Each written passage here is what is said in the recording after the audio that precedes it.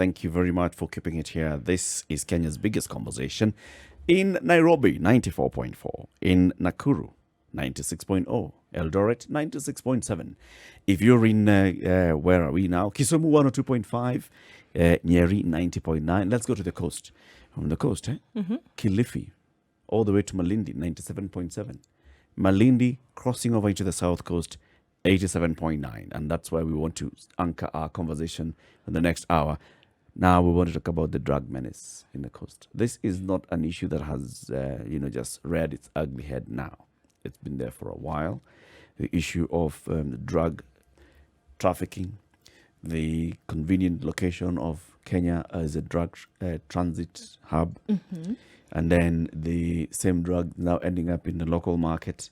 And then we've seen the communities that have come up to raise issues because they are people, young men and women, even going to an era of older men and women who have now gotten hooked up into this drug issue. Literally.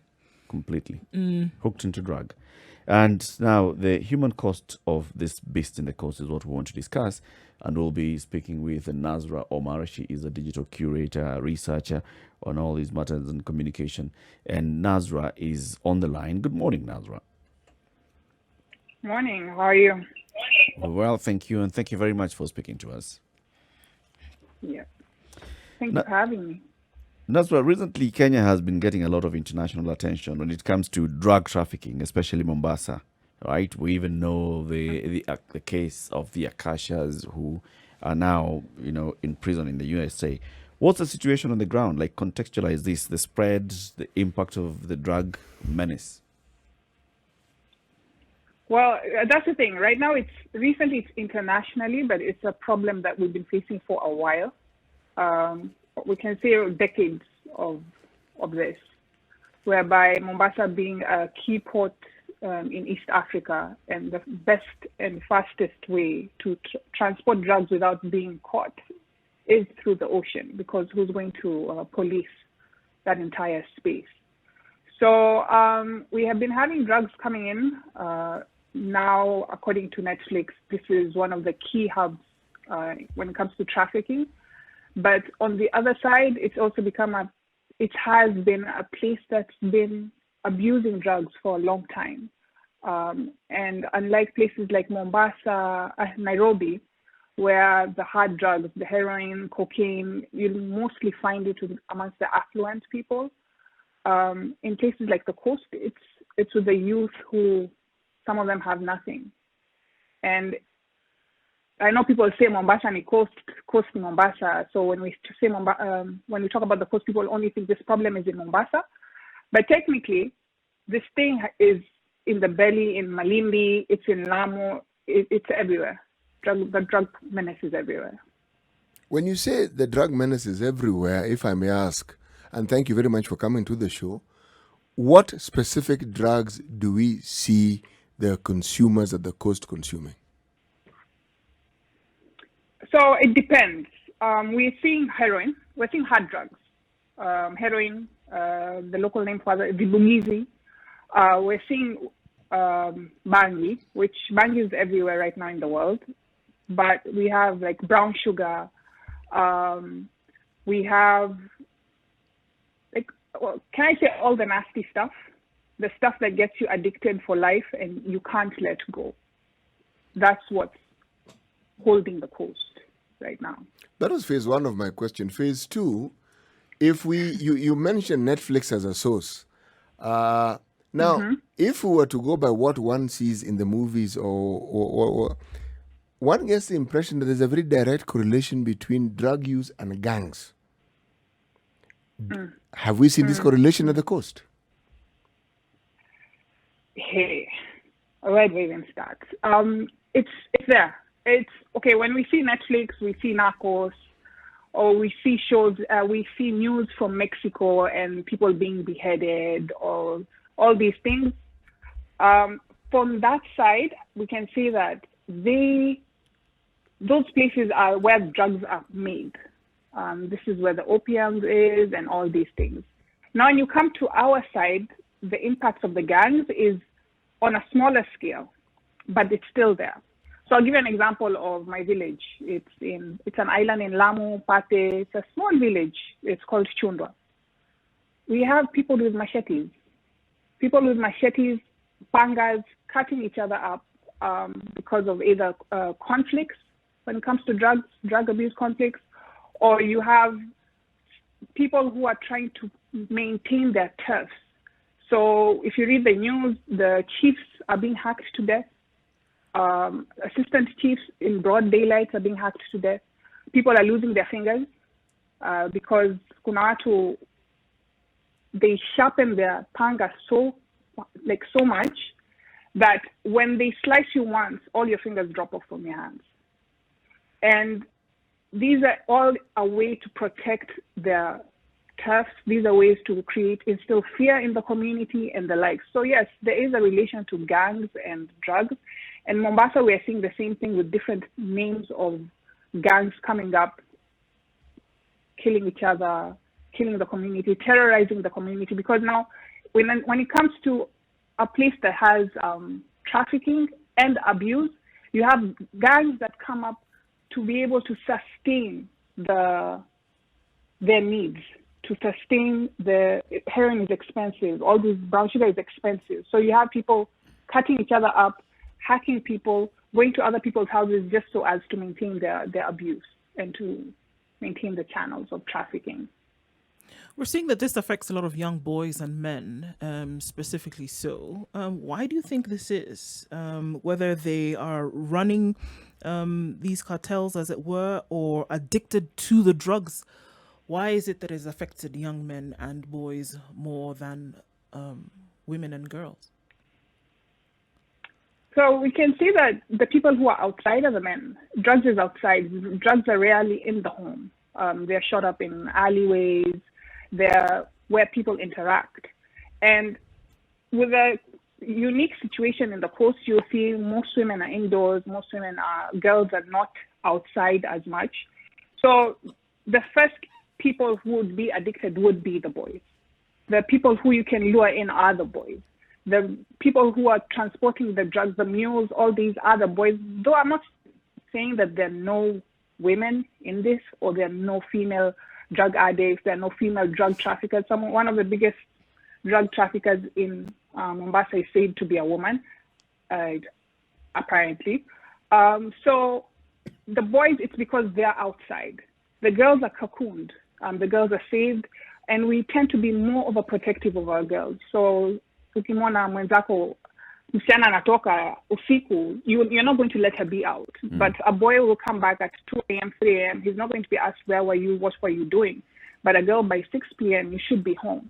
So things like that of protecting the society mainly goes on the girl side, on the female side. Right. So the boys are the most affected. What kind of implications do you think this is now bearing on these particular communities when you have a lot of the boys being addicted and then running into some of these gangs?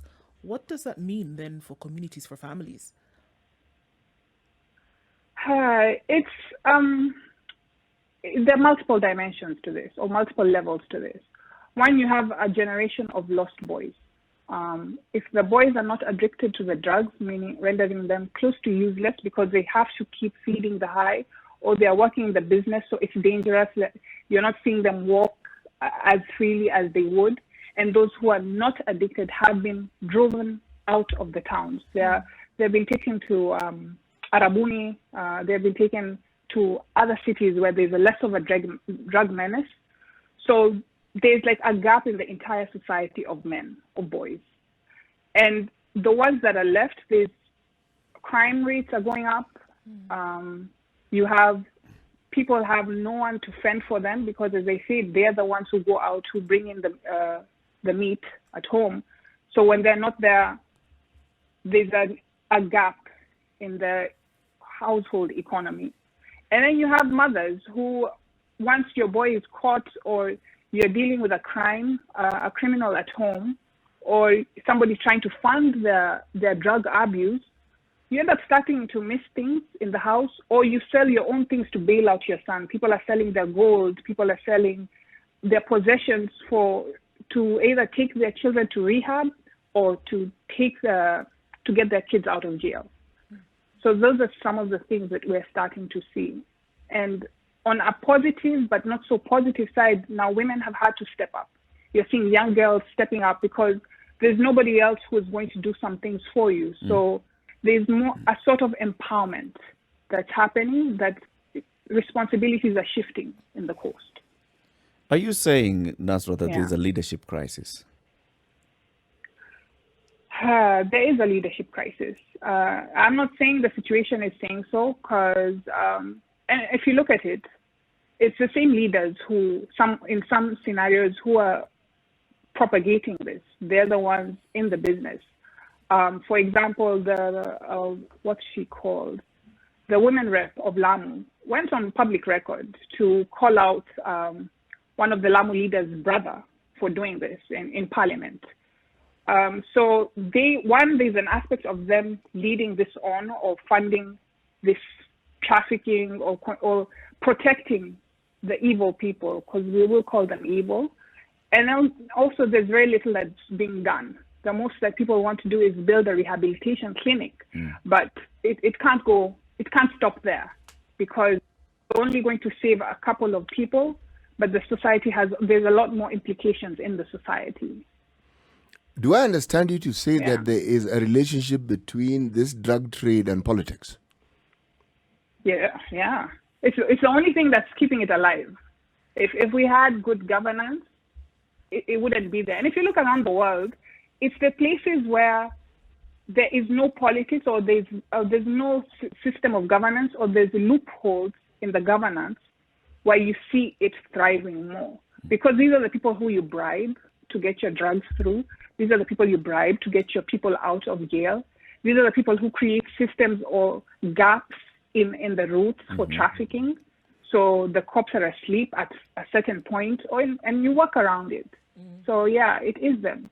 There's a scenario that was written in the papers that ambulances and police escorts are being used to traffic drugs in the cities.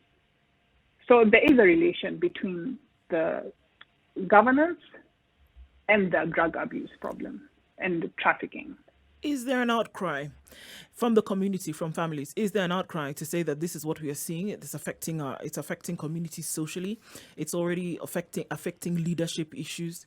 Has it reached the ears of the powers that be?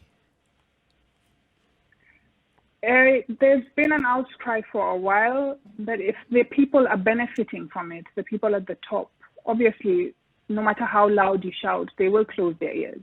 And if you shout too much, they will silence you.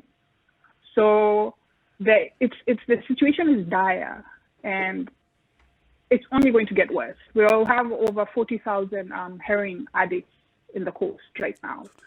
And I'm sure that number is way more, because these are statistics from a long time ago.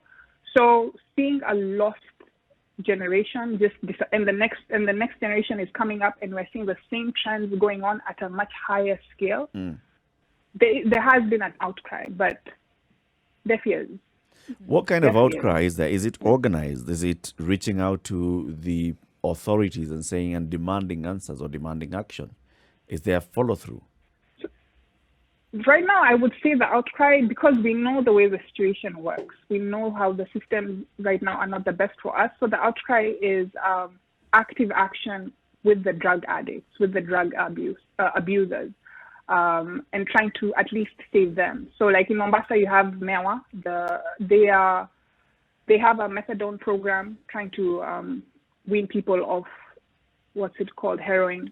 You have people like Omari Project in Malindi who are doing something about it. Also trying to rehabilitate people, and the people who are in the staff are recovering drug addicts. But when it comes to the drug trafficking, because you see, we can stop as many users as we can, but they always get more. The market will never die.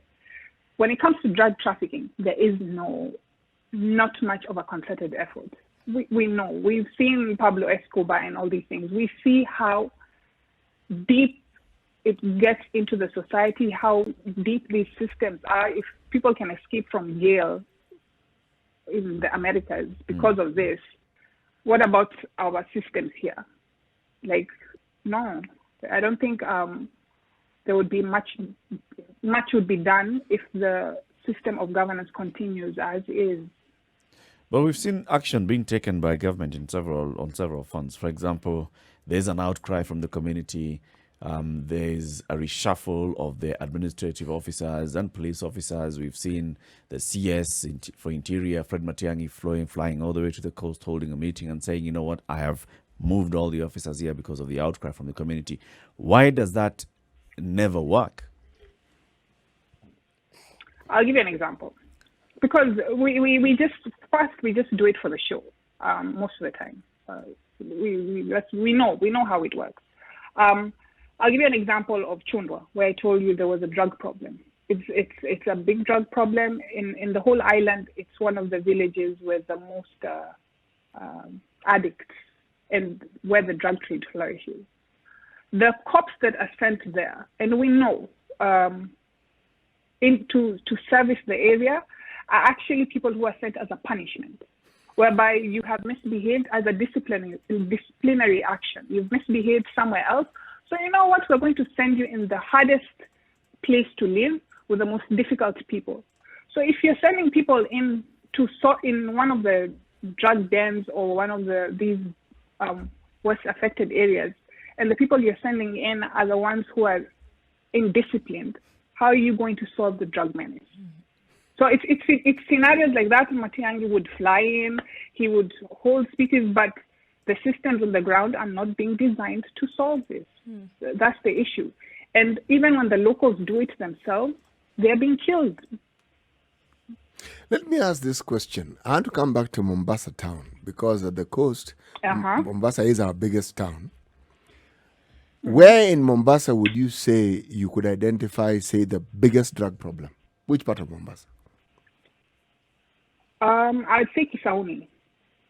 You'd say Kisauni. Kisauni is having Kisauni, Old Town also is having a big problem, but Kisauni is one of the worst hit places. Okay, let me ask a more direct question. Has the county government done anything to try and help alleviate this problem, which is clearly a menace? The person alleviating this problem in Mombasa right now is Mewa. Mewa is the one, the hospital is doing as much as they can. The county government, no. I don't know. Or if they are doing something, it's not loud enough for me to vouch for. Do they know that there's a problem? Pardon? Does the county government know that there is a problem? Are they aware? How can you know? Well, if it's a reason that may be given, that's what I'm asking. Has this problem been presented to them and said, look, this is what is going on within this county? This is what we see as what's happening.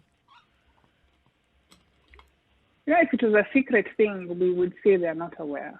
But it's a public outcry on what he called Muhammad Ali, the MP for Nyeri. If we were to say, okay, they don't know, he's been shouting it from the rooftops. So they do know. He's the MP for Nyeri. They do know. And he says it himself that that's the one issue Mombasa is silent about, the Mombasa County. The people in power. Does somebody benefit then from being silent about this? Why would they be silent about something that's affecting, what's that number you gave? 40,000 people addicted, 40,000 people going through a system, having to go to hospital, having to get some kind of psychosocial care. This is just heroin. We've not talked about other drugs, right? 40,000 is not a small number when we're looking at this. So what would be the reason why a county government would be silent over a problem that is shouting right now? There's some pockets that are lining. There's some pockets that are filling up from this. There are people, the only reason which would make sense why people would be silent is that they're benefiting. That's the only justifiable cause. Because there's not even much action to get rid of it that much, because everything else looks like funfair. So there are people, not one, not two, not three. There are a couple of people benefiting from this business. And in all arms, from law, from the judiciary system to the law enforcement officers, everywhere there is somebody benefiting somewhere, and that's making sure this thing is flourishing as is. I'm sure the county government would obviously be running some programs here and there, or even supporting organizations like MEWA. Even the national government, knowing that this is a menace that is all over the country, organs of the national government like NACADA must have offices in Mombasa that are dealing with addressing the issue of alcohol and substance abuse.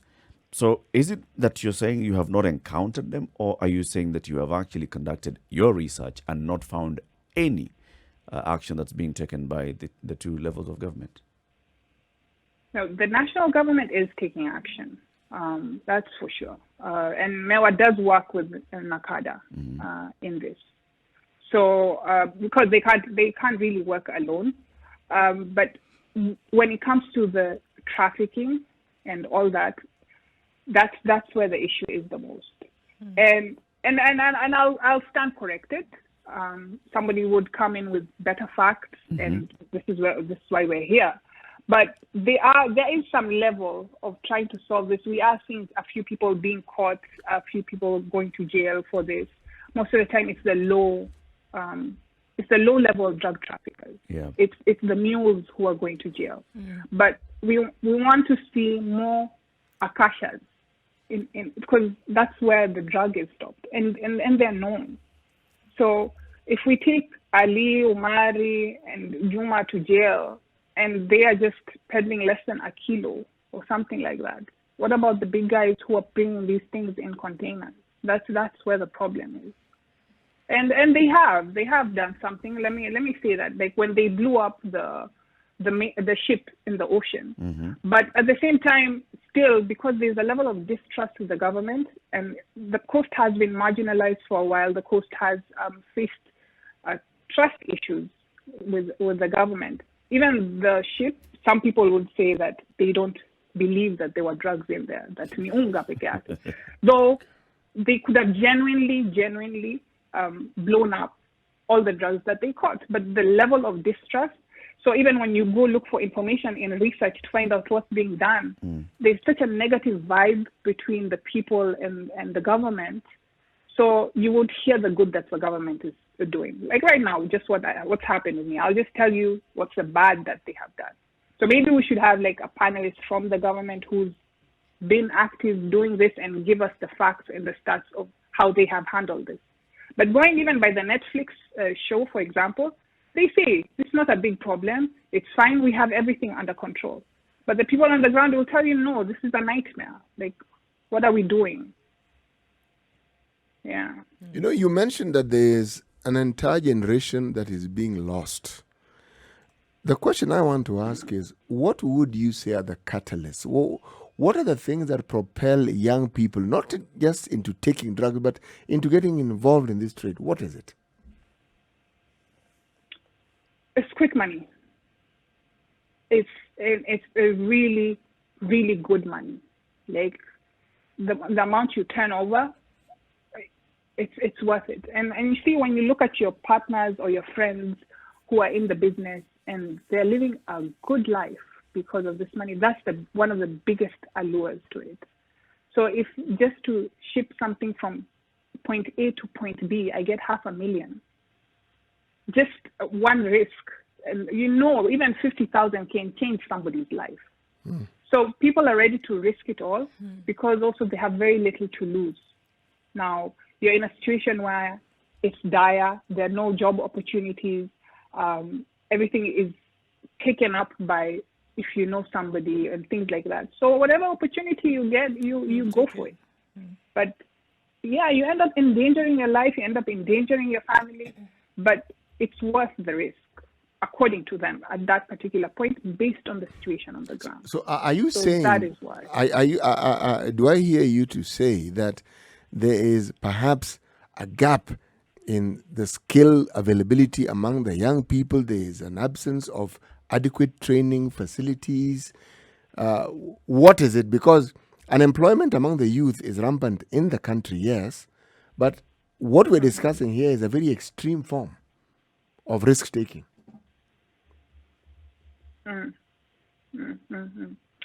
And you're right. There's unemployment everywhere, and what you see in a place like Mombasa, it's a city, and we all believe cities are supposed to have everything, but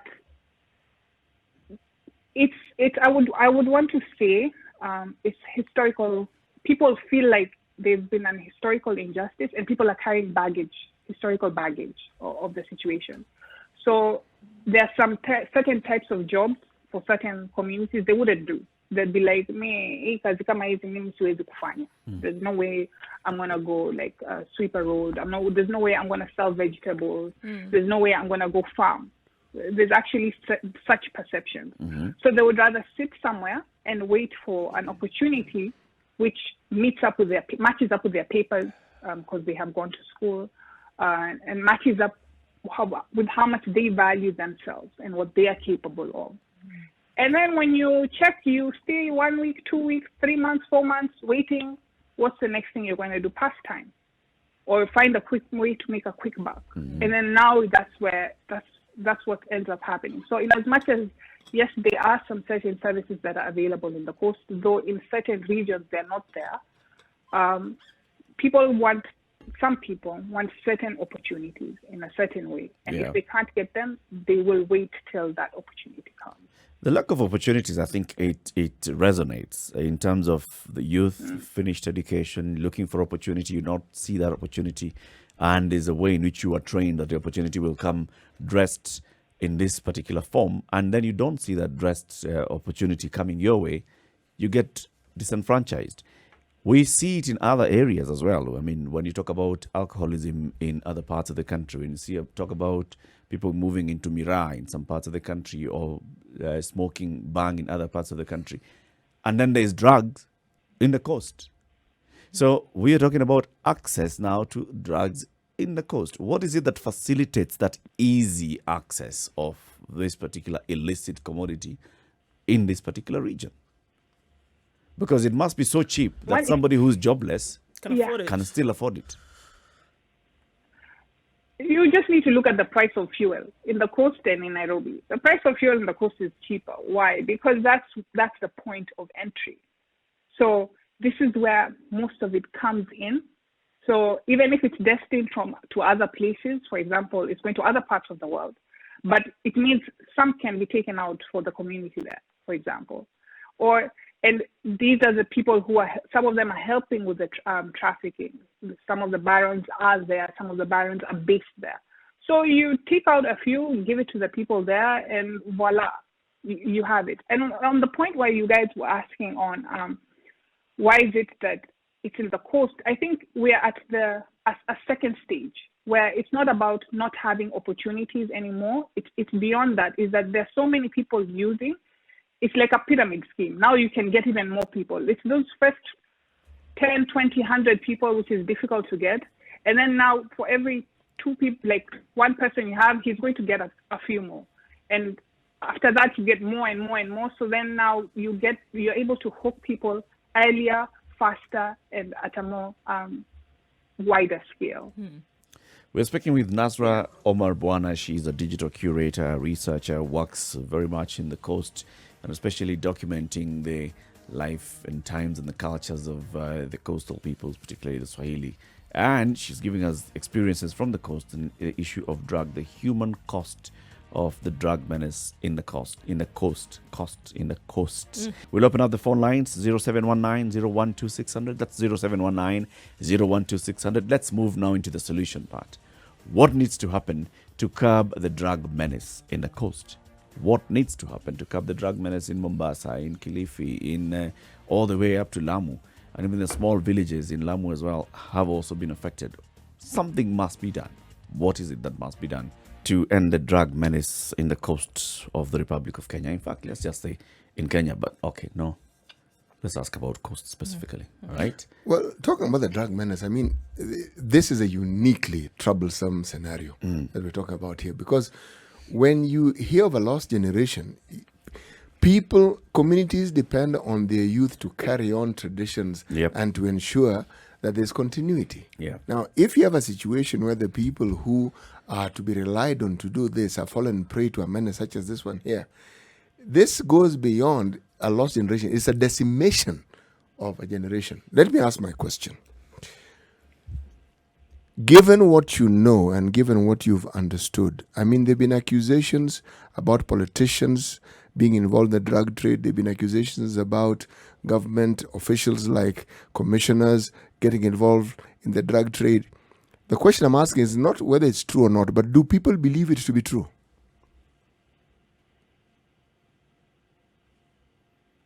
Yeah, because this comes from the people. It's the people who say this. It's not in reports. But the people do believe it's true. And they do.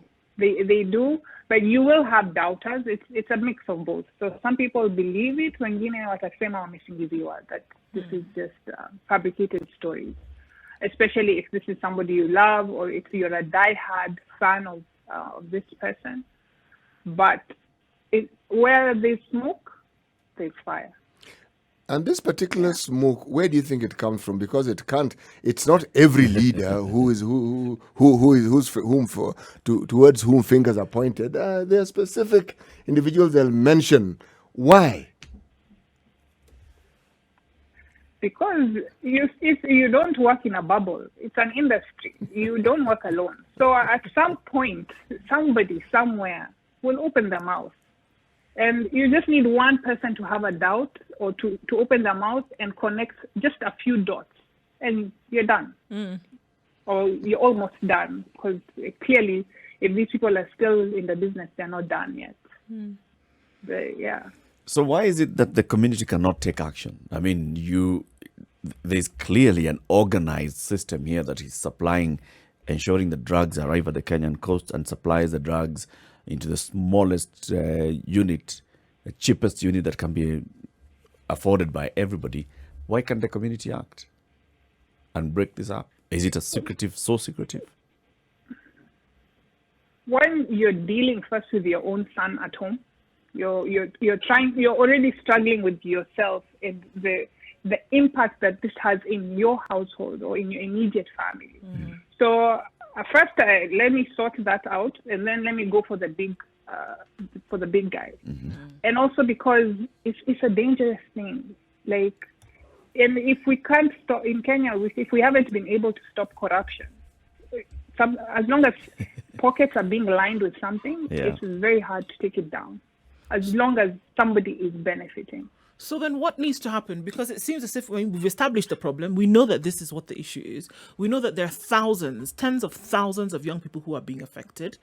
On the other hand, it is clear that, as you say, government is not doing anything about it, whereas they have the information. It seems to me that something has got to give. It's either that there will be action taken by communities if they are not happy with the status quo, or there's going to be a push for government to do something, but it's going to burst at the seams at some point. You're going to have communities that then unfortunately will be rendered useless by virtue of the fact that it's affecting young men and boys. All right. Or you're going to have more and more and more and more affected as you go along. So to me, it sounds like if you've seen that the government is not taking action whereby they need to, then there must be some kind of community action, outspoken, right out. Otherwise, it's going to be a problem. We're going to talk about it in another few months. We're going to talk about it some months after that. So it seems to me that at this point in time, the people most affected need to be the ones to now start agitating in a louder voice. I don't know what your thoughts are on that. Well, it's true. You can't expect people to come solve your problem. The very first step would be to shout. And this is what's happening. That's why we're talking about this, because people are shouting somewhere. But what I believe is the most important thing to do is mitigate the human cost of it. It's not something which we will end in 1 year, 2 years, 5 years. This is something, all the solutions are aimed at 20 years from now. So at the very least, the society can do, the communities we can do, is protect these people who are being born now, who are under 10 years old, first of all start safeguarding that section of the population. How? And then as we deal with the other people, but at least break the curse. How do you Like, do this? Yeah. That's the you're able to. I'll use this word, indoctrinate in a way, or protect or save. If the girls have been kept away from this, the girls are not in this. Something is being done in the way those girls are being raised Okay. to avoid them getting into that, into the drugs and all that, and into the market. So now start applying those systems. Maybe that's one of the solutions, and use it on the boys. Be more responsible. Teach them about this and not let them fend for themselves for a while. And like just groom a society in the schools, in the class, not just singing songs which are irrelevant. Draw examples, do all these things to change their mindset So and make them believe in one thing. You're talking about changing some things, some cultural approaches to parenting. Because like you're saying, there's a way that girls are brought up and there's a way that boys are brought up. There's the very much in strict hand-holding of the girl child, and there's a bit of freedom in the upbringing of the boy child.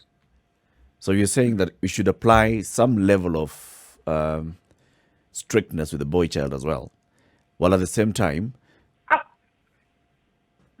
I'll call it care. I won't call it... it's strictness, but it's care. And most people do it out of knowing the implications of having a girl and the dangers that are out there in the world for the girl. That's where that strictness comes from. It's out of care most of the time, or some of the time. So also giving that same care to the boys. And also it comes with, I'll say, responsibility. Girls are made responsible for their actions. Yeah.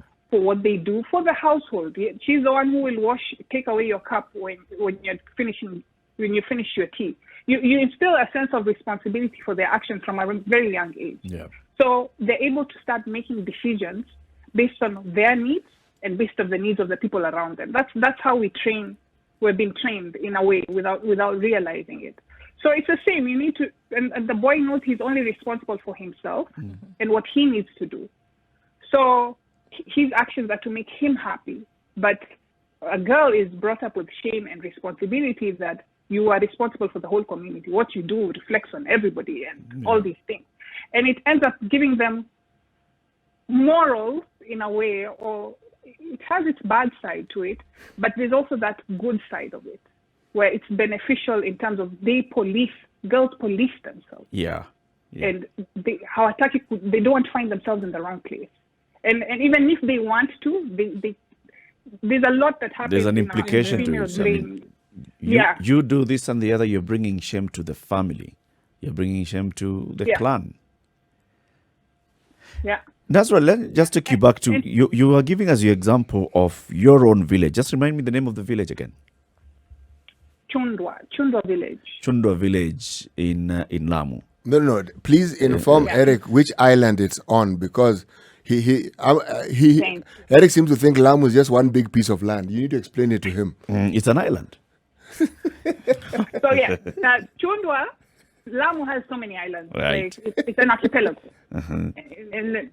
And Chundwa is on the biggest island, which is not Lamu, ironically. The biggest island is called Pate. And the island has many villages. It has I think 9 villages, if I'm not wrong. Yeah, so Chundwa is one of the villages on that island. And you were saying that in Chundwa village, you already have a couple of youth and even older persons who are addicted to drugs.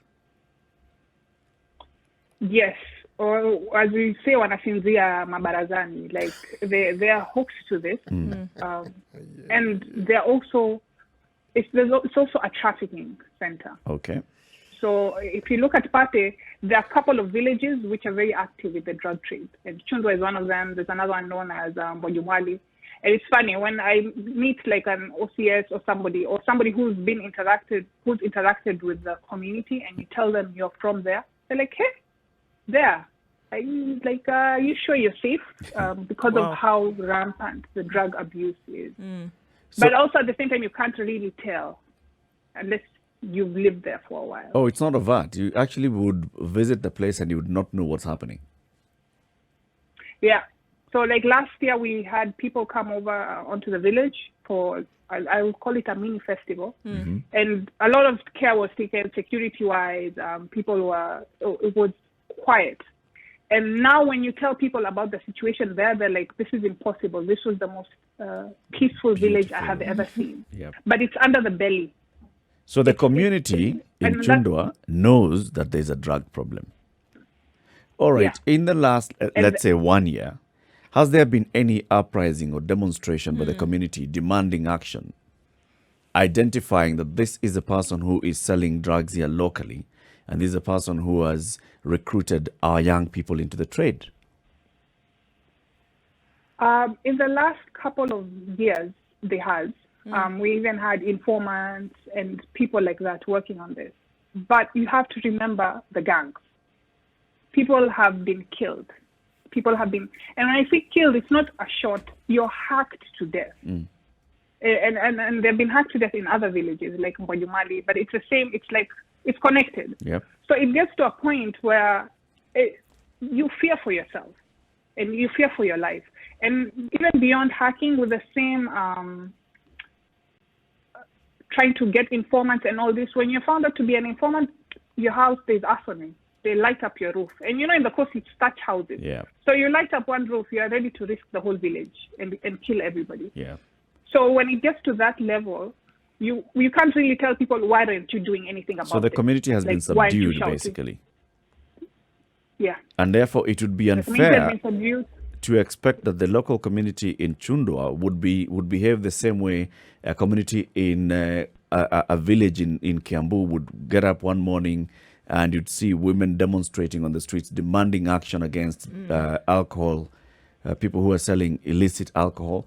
Because we see this kind of things in the areas where there's alcohol abuse and there's rampant alcohol abuse, local communities rise up, especially the women, and they will go and identify that this is where this alcohol is coming from, and they demand a closure, and they even pour the alcohol on the streets.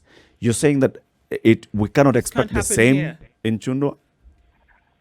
If they were doing that and then somebody the next day comes with you with a panga, I don't think there'll be much. There's a time the noise starts to keep quiet now, because and something like heroin and brown sugar, all these things, the costs are so high. I wouldn't really expect a picketing of some sort. And also you have to think about this, the dynamics, the social dynamics are different, or how voices are heard in different societies. It plays out differently. So a place like, you've given an example, Kiambu, for example, there's a value of importance of that region or a perceived importance to everybody else. In the country, people will say that it's a food basket or something like that. When you come to a place like Chundwa, what is Chundwa giving to the world? Like, if this is a place where you send people for hardship and for discipline, you really don't care what is going to happen to these guys. It's a marginalized area. So if it was an area, they do as.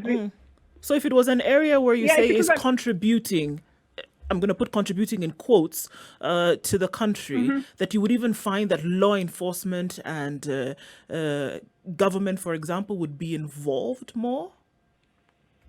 They would. I mean, see, you have to remember there's a perception of the people of the coast. People of the coast are idiots and people of the coast are lazy. A perception.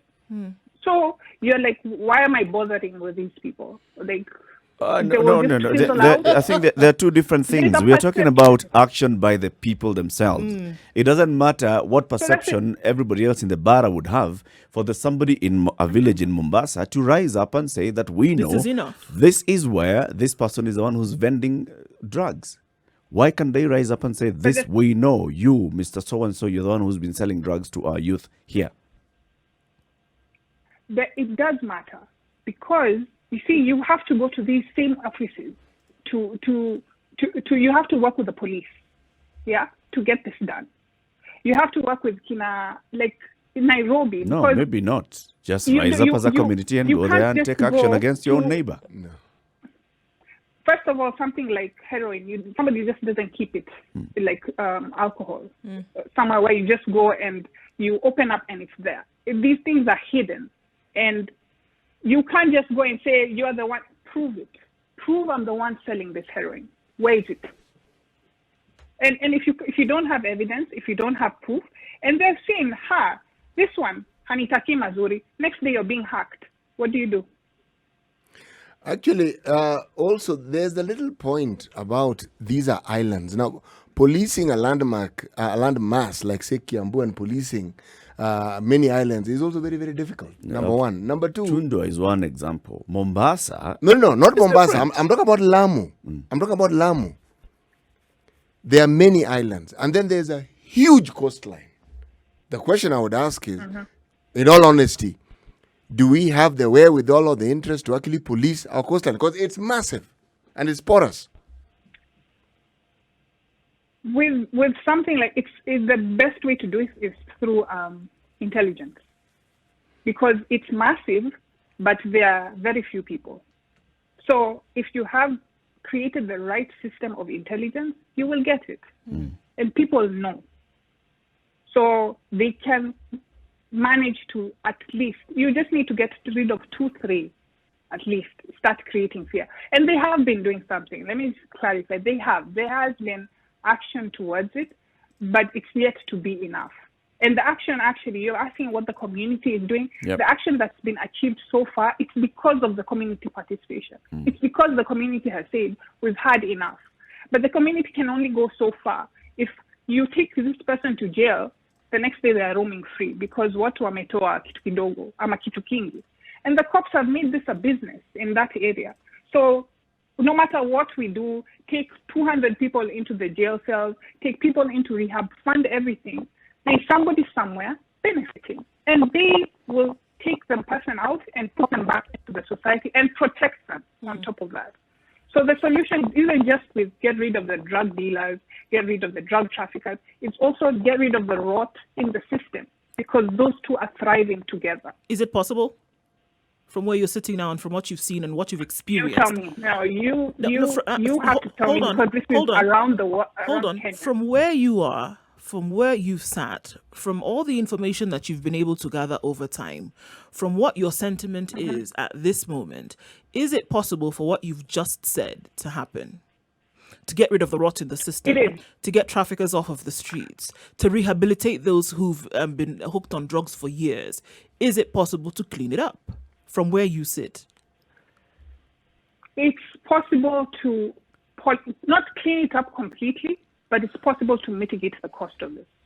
It's possible to reduce the impact. And we've seen it. We've seen it in the past year. A lot has been done on the ground, and there is a certain amount of change. It could have been way more if the systems were working, but there is change. The drug addicts, the drug abusers are coming in and being like, you know what, I'm affected by this. Yeah. I really want out. I'm tired. I'm tired, and I'm ready to help you however you want. So it's not a hopeless dire. It's a dire situation, but it's not hopeless. But we have to create the systems with a goal of like 10, 20 years from now, because this didn't start yesterday. This started 10, 20 years ago, and we have to undo all that and still save sort out the problems that we're dealing with, lack of infrastructure and all these other things. So on top of just the drugs, we have another problem of people, no schools, no hospitals, all these things. So yeah. Work and a lot of work to be done. Nasra Omar Bwana, thank you very much for speaking to us. Nasra is a digital content curator and also a researcher, and you're doing a lot of work in the course. Just tell us a bit of what you do as we say goodbye. So as I say goodbye, you're making me sad. I'm going to cry. It's been nice sitting down with the three of you.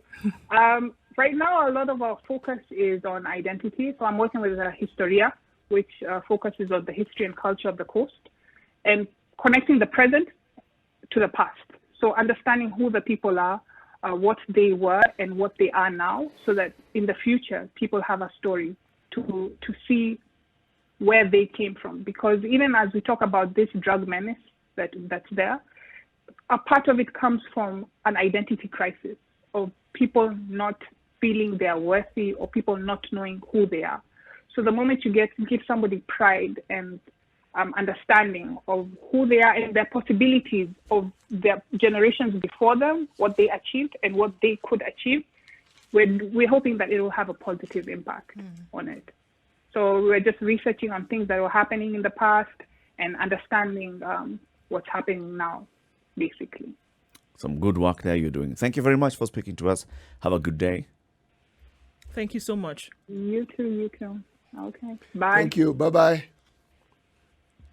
As we come to the conclusion of this show, I mean, the issue of drugs, like she's saying, yes, it's systemic. And it has crept in slowly over a number of years. I mean, people have... The story started. It was just a hub. Trafficking, bring it here, store it for a bit, break it down into smaller units. It wasn't something that was touching the community. It wasn't directly. touching the community. Directly, yes. And then somebody just started bringing it into the community over time. And now here we are.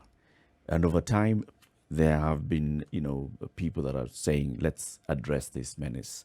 Let's identify who the main culprits are. But it seems not to move. No. And that is why the question of not just the interest, but the personalities involved, who must they be? Because this is a problem that everyone acknowledges is a problem. It's a problem. The government knows it's a huge problem. And it's actually latched on to the one demographic that is actually fundamental to any development of a community. If you look at the problem of alcohol, why it raises such an issue is because it also attaches itself to a similar demographic. And you could look and see, my goodness. Could see what was happening. Because there it's are not trends. Yes, it's not just these people. It's like the future is lost there. Yeah, exactly. Okay. And then you look at the coastline that we have. It's 1,420 kilometers. That's that coastline. It's like the distance from Mombasa to Kigali. Okay. Now, it's not that the coast doesn't have resources. It does. So it takes us back to that age-old question: management and leadership. Yes. And then further to that, implementation, where it always seems to be the problem. Lamu is 3 times the size of Kiambu. Okay. But Kiambu has 15 times the number of people in Lamu. So you could argue that managing a place like Kiambu is more difficult because there are more people. Now, if resources were actually applied to managing a problem in a place like that, that sparse population in itself could be an advantage because you know the number of people you're dealing with. Yep. It's a goodwill. It's a political goodwill to address this. And it's because we, the people, have elected some of these people who are not clean into positions of political power and then expecting them to stop themselves. Sanitize. And those in the leadership in the community who over time have risen, instead of also rising up to the occasion and saying this is wrong, they join that bandwagon. And by so doing, they condemn their communities and the communities from which they came. Yes. To uselessness. Yes. This is it. Conclude the week for us, City Muga, with today's proverb. Got to breathe out on that one. No. This one touches the soul. No matter how tall a tree might grow, it will shed its leaves on the ground. With reference to people who are involved in these nefarious activities, the day of reckoning is nigh. They will fall to the ground. It doesn't matter what you think you've done, how much money you've made, how rich you become. That day of reckoning will come. But the sad part is, as their day of reckoning comes, an entire generation will have been lost. Completely. That's the sad part.